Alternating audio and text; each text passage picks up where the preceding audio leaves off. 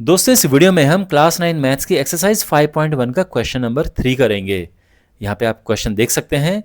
तो पहले तो हम क्वेश्चन को सिंपली करेंगे। मैं आपको सिंपल वे में समझाऊंगा इस क्वेश्चन का सोल्यूशन और फिर मैं आपको एग्जैक्टली बताऊंगा कि आप इसका आंसर एग्जाम में कैसे लिखें या अगर अपना होमवर्क कर रहे हैं तो कैसे लिखें। Consider two postulates given below. यहाँ पर ये दो पॉस्टुलेट हैं। देखो पॉस्टुलेट्स क्या होते हैं? पॉस्टुलेट ऐसे कॉन्सेप्ट होते हैं जिनको हम ट्रू एक्सेप्ट कर लेते हैं बिना किसी प्रूफ के। मतलब हम ये नहीं कहते कि भाई क्यों है, इसका प्रूफ बताओ। उनको हम जैसे हैं वैसा उनको एक्सेप्ट कर लेते हैं, तो उनको हम पॉस्टुलेट्स कहते हैं।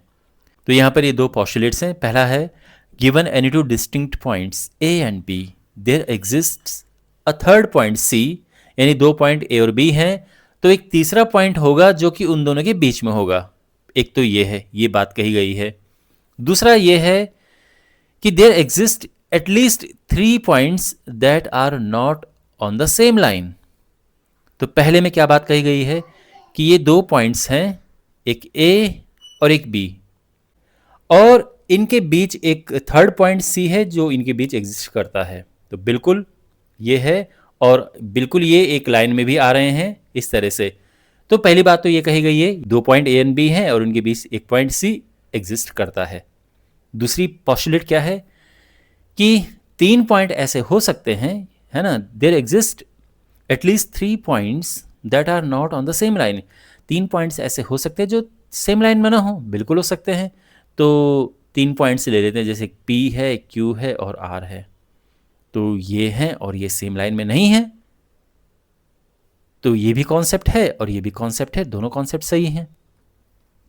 तो ये बेसिकली ये दो पॉस्टुलेट्स हैं। अब इन पे बेस्ड क्वेश्चंस ये हैं, अभी तो मैंने आपको बस समझाया है। क्वेश्चंस ये हैं, do these postulates contain any undefined terms. तो क्या ये पॉस्टुलेट कुछ ऐसे टर्म्स कंटेन करते हैं जो अनडिफाइंड हैं? कुछ ऐसे टर्म्स हैं इनमें। तो यहाँ पर आप देख सकते हैं, एक तो है पॉइंट। तो पॉइंट एक ऐसी टर्म है जो अनडिफाइंड है, और लाइन एक ऐसी टर्म है जो कि अनडिफाइंड है। तो बेसिकली इनमें पॉइंट एंड लाइन, ये पॉस्टुलेट्स में ये अनडिफाइंड टर्म्स हैं। Do they follow from Euclid's postulate? No, Euclid की पॉस्टुलेट में बिल्कुल इनका मेंशन नहीं है। तो ये यूक्लिड के पॉस्टुलेट से नहीं है, तो इसका आंसर सिंपली होगा नो। ओके, तो मैंने आपको समझा दिए हैं। अब इसका प्रॉपर वे में आंसर कैसे लिखेंगे देखो। तो यहाँ पे आप देख सकते हैं ये क्वेश्चन है और ये हमारा आंसर है। तो हमारे पास जो गिवन पॉस्टुलेट्स हैं क्या हैं, वही जो वहाँ पे हैं वो हमने यहाँ पे लिखे हुए हैं।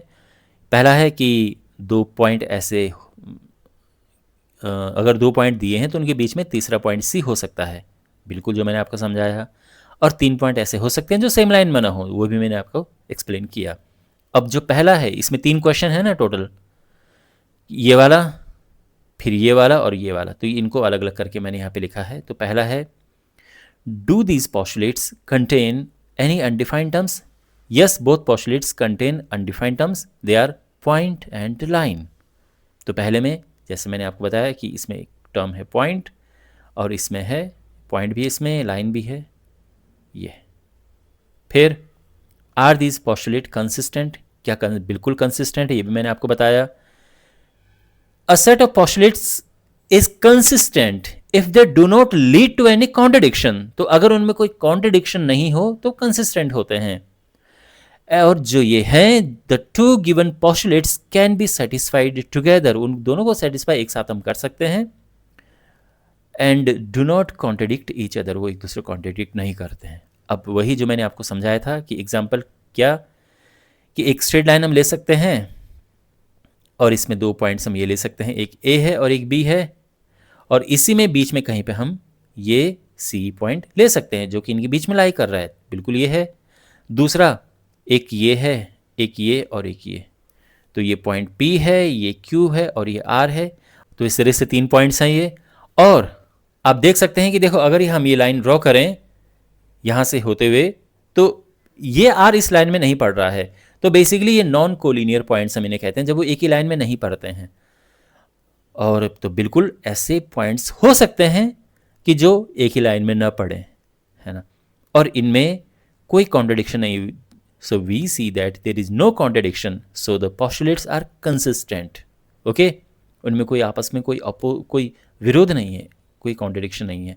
और फिर do these postulates follow from Euclid's postulates? No, they do not follow directly from Euclid's 5 postulates. तो जो यूक्लिड की postulates हैं उनसे हम ये फॉलो नहीं होते हैं, ये उनसे नहीं है ये.